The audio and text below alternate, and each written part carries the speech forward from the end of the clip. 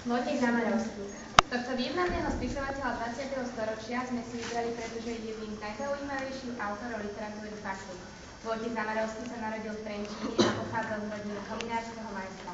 Študoval v Bratislave a v Prahe. Bol zakladateľskou osobnosťou literatúry faktu. Vo svojej bohatej tvorbe napísal viac ako 150 kníh. Je to najvydávanejší a najpredávanejší autor v dejinách slovenskej literatúry. Jeho najvýznamnejšie diela na počiatku bol Sumer, Za tajomstvom ríše Kepitov, Bohovia a hrdinovia antických bájí, Dejiny písané Rímom a mnoho ďalších.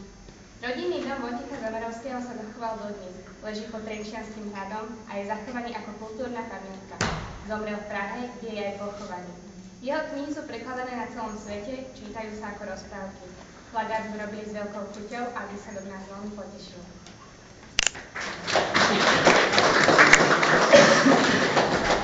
Významnou postavou našich dejín je Anton Bernola. Jeho život a tvorbu spracovali Michal Kopčík a Martin Zon. Hovorcami sú Martin Zon a Michal Kopčík.